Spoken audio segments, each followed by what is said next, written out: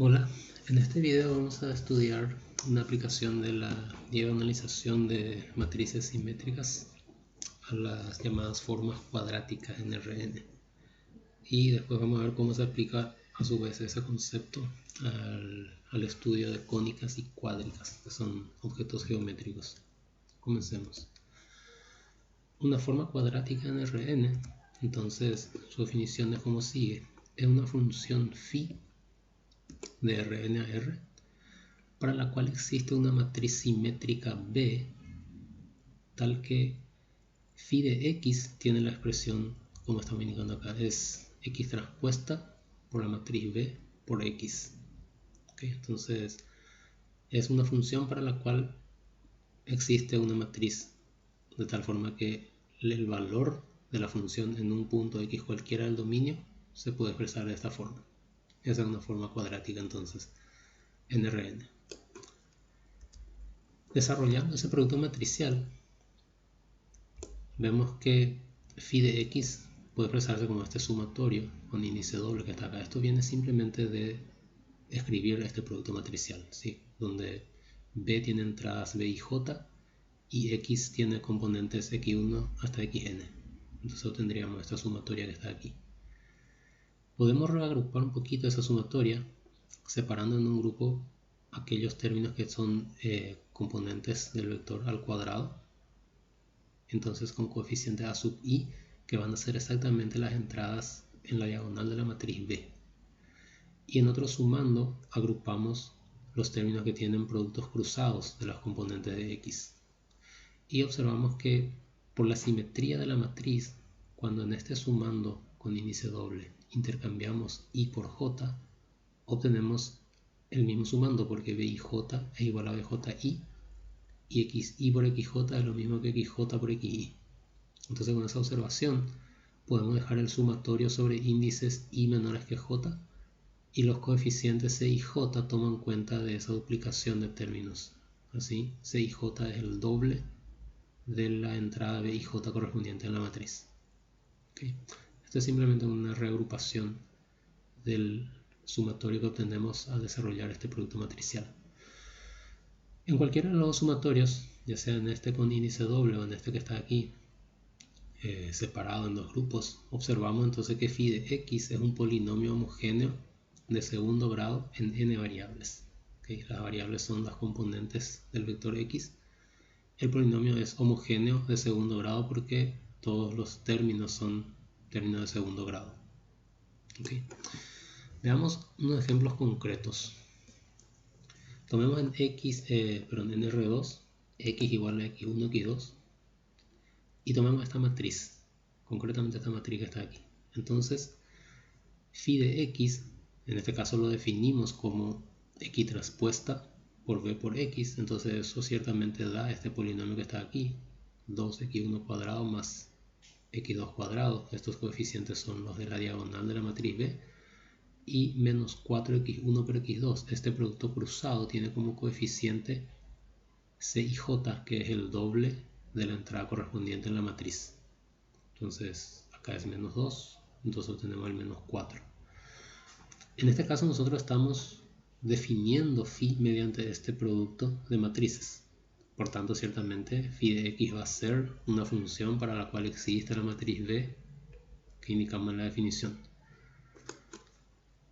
Veamos otro ejemplo en R3. ¿Qué pasaría? Tomamos un vector con componentes x1, x2, x3 y tomamos esta matriz. De nuevo acá definamos phi de x como x transpuesta bx y al desarrollar obtenemos este polinomio que está acá. x1 cuadrado más x2 cuadrado más x3 cuadrado. Esos términos tienen como coeficiente las entradas correspondientes en la diagonal de la matriz. Y luego vienen los términos cruzados. x1 por x2 tiene como coeficiente el doble de la entrada 12 de la matriz. En este caso es 2, entonces obtenemos 4. x2 por x3 tiene como coeficiente el doble de la entrada 23, que viene a ser 3 por 2, entonces tenemos 6. Y x1 por x3 no aparece acá porque tendría como coeficiente el doble de la entrada 13, que es 0. Entonces no aparece en el polinomio. En estos dos ejemplos nosotros tomamos una cierta matriz simétrica y definimos la función phi mediante esta expresión x transpuesta bx. Entonces obtenemos una función que ciertamente cumple con nuestra definición que está acá arriba. Pero la definición es un poquito más fuerte que eso, porque dice la función puede estar dada mediante alguna fórmula y si existe una matriz B tal que el valor de la función se puede expresar como este producto que está acá, entonces la función es una forma cuadrática. En el ejemplo 3 vamos a ilustrar eso. Entonces, en este caso se les da phi de x mediante una expresión polinomial de segundo grado homogénea. Entonces tenemos los coeficientes a, b, c para los términos que están al cuadrado, d, e y f para los productos cruzados. Entonces, phi de x en este caso es un polinomio homogéneo de segundo grado en tres variables, que son x1, x2 y x3. Y la cuestión es que somos capaces de expresar este polinomio en la forma x transpuesta bx, eligiendo apropiadamente la matriz B. Entonces, aquí phi de x ya está dado como polinomio. Y nosotros somos capaces de construir una matriz B, que está acá abajo, tal que la imagen de x mediante el mapa phi es x transpuesta por b por x. Entonces, en este caso nosotros estamos, según la definición, encontrando esa matriz B que hace posible expresar phi de x en la forma de este producto matricial. Y esa matriz B se obtiene de la siguiente forma. Su entrada diagonal van a ser los coeficientes de los términos que están al cuadrado en el polinomio phi de x. Y las entradas fuera de diagonal se calculan así. En la entrada 1, 2, por ejemplo, aquí nos está indicando, va a ir el coeficiente del producto x1 por x2 dividido entre 2. En la entrada 1, 3, que estoy señalando aquí, irá el coeficiente del producto x1 por x3 dividido entre 2. Y en la entrada 23, que está aquí abajo, irá el coeficiente del producto x2 por x3 dividido entre 2. ¿Okay? Ahí completamos la parte superior de la matriz y como tiene que ser simétrica, por nuestra definición, completamos simétricamente la parte de abajo. Esta matriz, entonces, construida de esa forma, cumple con esta propiedad. Al hacer x transpuesta b por x, nos reproduce exactamente este polinomio que está aquí, que era nuestra forma cuadrática inicial, o sea, que era nuestra función. Y dado que conseguimos expresarlo de esta forma, entonces vamos a afirmar que es una forma cuadrática. Y en general, entonces lo que estamos viendo es que cualquier polinomio en n variables de segundo grado homogéneo va a poder expresarse de esta forma, porque esta construcción se puede generalizar para n variables. ¿Okay? Entonces, formas cuadráticas podemos pensarlo o bien como polinomios homogéneos de segundo grado en la cantidad correspondiente de variables, o directamente como esta expresión matricial que está aquí, donde la matriz B es simétrica. Vamos a ver qué pasa ahora si hacemos algún tipo de aprovechamiento de la propiedad de que B es simétrica. Y para eso recordemos el teorema espectral, que es el teorema más importante de la unidad de diagonalización. Dice, toda matriz real simétrica es diagonalizable ortogonalmente. Esta misma afirmación se puede replantear en términos de ecuaciones y de existencia de ciertos tipos de bases. Veamos algunas de ellas. La primera forma de replantear esa afirmación es decir que A igual a transpuesta, que indica la simetría de la matriz, implica que existe una base ortonormal de Rn formada por autovectores de A. Entonces esta afirmación es exactamente equivalente a la que está aquí arriba. Todavía otra forma de replantear la afirmación es decir que A igual a transpuesta, de nuevo acá está la simetría, implica que existe una matriz ortogonal P tal que P transpuesta por A por P es una matriz diagonal. ¿Okay?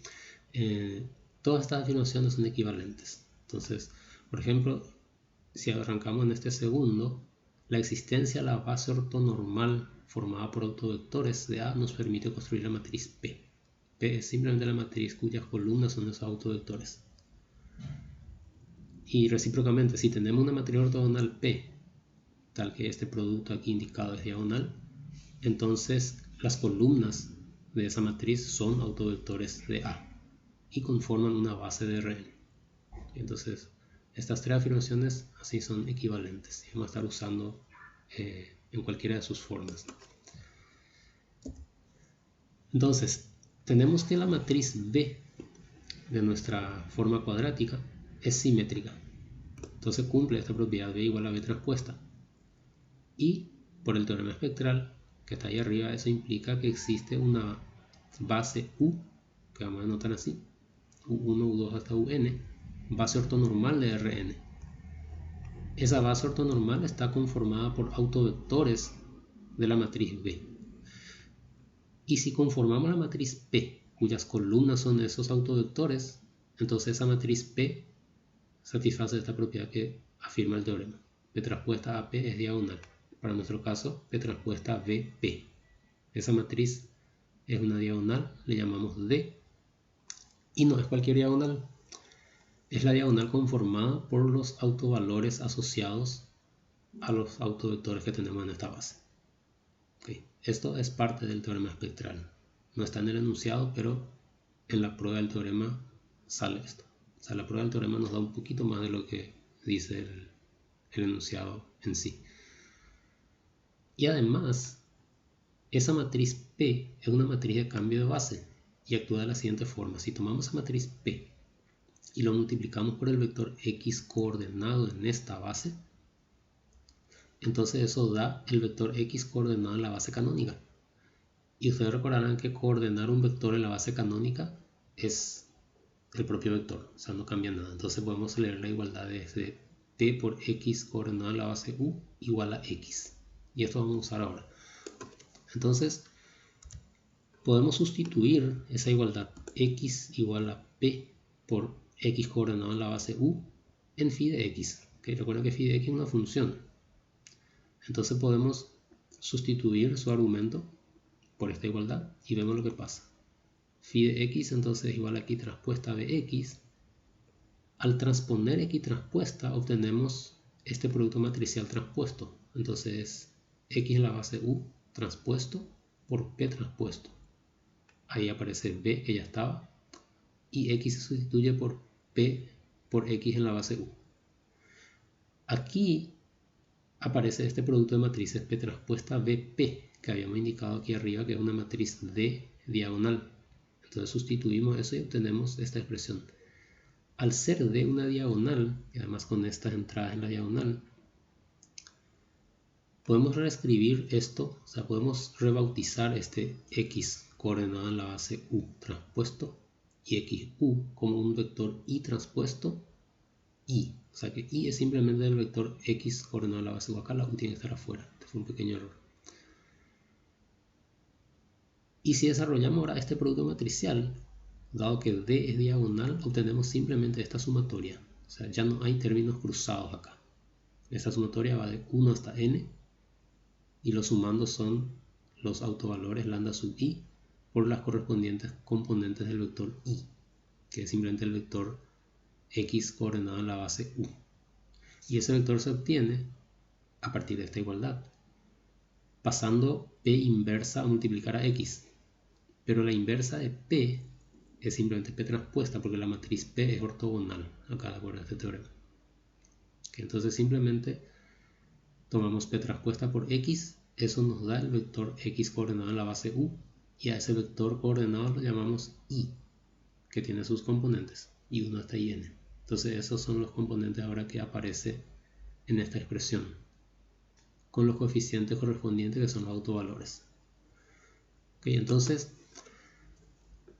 al diagonalizar la matriz B, lo que obtenemos es esta matriz P, que es de autovectores, y esa matriz actúa como una matriz de cambio de base que nos permite transformar el vector coordenado x en la base u al vector x coordenado en la base canónica, que es el propio x. Y con eso conseguimos simplificar la expresión de phi de x, de una expresión que en general tendría productos cruzados, que es este que está acá, a uno que ya no contiene productos cruzados. ¿Okay? Entonces a esa forma de la forma cuadrática, phi de x expresado como y transpuesto por d por i, que tiene esta expresión de sumatoria, se le llama la forma diagonalizada de la forma cuadrática. Suele escribirse esto que está en rojo aquí, phi de i igual a i transpuesta d por i, para enfatizar que ahora las variables que van a aparecer en el polinomio son las componentes de i, entonces se ve a phi como una función de i. Esto puede ser un poquito confuso en unas situaciones. Recuerden que x, el argumento de phi, es un vector. No hay que confundirlo con su vector coordenado. Acá, al escribir phi de x igual a x transpuesta a bx, tanto da que pensemos en x como vector o como vector coordenado si estamos trabajando en la base canónica. Es esto que tenemos acá. Pero este x coordenado en la base u es una lista de números reales que no tiene por qué ser igual a la lista de números reales que nos da x. Son las componentes de x en una cierta base. Y entonces conviene tener en mente las dos interpretaciones. X aquí es un vector, no es un vector coordenado. Y en el lado derecho de la igualdad es el vector coordenado de x en una cierta base. Precisamente en esta base u que diagonaliza a la matriz B. Y con eso la matriz B desaparece y es sustituida por la matriz diagonal que aparece a partir de ese proceso de diagonalización. ¿Ok? Y entonces esta notación que está acá es una notación bastante útil, pero en determinadas situaciones puede causar confusión. Entonces es importante que ustedes recuerden que phi actúa sobre un vector, no sobre un vector coordenado. Simplemente que el resultado que obtenemos al aplicar phi a un vector puede expresarse usando vectores coordenados y matrices, como está acá indicado. Veamos unos ejemplos de esto. Entonces, todo esto que está aquí es simplemente el resumen de lo que ya acabamos de discutir. Y entonces, ¿qué pasa si tomamos, por ejemplo, esta matriz? Para realizar un ejemplo. Phi de x es x transpuesta a bx.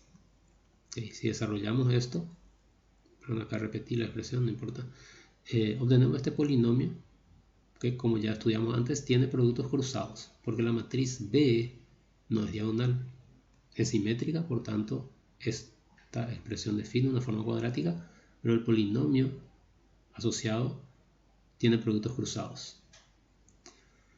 Entonces veamos qué pasa si diagonalizamos esta matriz. Yo acá ya puse todo el resultado. Si B es esa matriz que está allí, es igual a P por esta matriz que está acá ya diagonal, por P transpuesta. Entonces estos tres valores que aparecen en la diagonal son los autovalores de la matriz V. Y la matriz P está conformada por los autovectores asociados en este mismo orden. ¿Okay? Esto ustedes ya saben hacerlo, ya saben aplicar el algoritmo para obtener los autovalores y los autovectores. Al tener esta diagonalización, entonces obtenemos phi de i, como esta expresión que está aquí, es i1 al cuadrado, es el coeficiente i1 viene a ser este 1 que está en la matriz diagonal, i2 al cuadrado por su coeficiente, que es la segunda entrada diagonal, y 3 al cuadrado por el coeficiente que es la tercera entrada diagonal. Esto se obtiene asumiendo que tomamos i igual a p transpuesta x, que era el cambio de coordenadas que teníamos que hacer en la diapositiva anterior. ¿Sí? ¿Recuerdan? Vamos a retroceder un poquito. Aquí dijimos que p transpuesta por x es lo que bautizamos como i. Esta misma transformación es la que estamos viendo en el ejemplo ahora. Aquí, entonces, con esa elección de i, ¿no? Con esa elección de i es que obtenemos la forma diagonalizada de la forma cuadrática. Entonces son las componentes de ese vector i multiplicado por los correspondientes autovalores de la matriz B. Y fíjense que para escribir esto, ni siquiera necesitamos calcular P, que sería la matriz de autovectores, ni P transpuesta. Hay situaciones en que vamos a necesitar esas matrices, pero eso ya está en el algoritmo de diagonalización. Si ustedes hallaron los autovalores, ya es relativamente fácil hallar los autovectores, es simplemente resolver ciertos sistemas de ecuaciones lineales. Pero la forma que va a tener la forma cuadrática ya no depende de ese cálculo de autovectores. Una vez que tienen los autovalores, ya está. Esto que está en azul ya queda definido de esta forma. Bien, vamos a terminar ya este módulo y en el siguiente entonces vamos a ver cómo aplicamos esto al estudio de las cuádricas. Son objetos geométricos. ¿Okay? Entonces, hasta el siguiente módulo.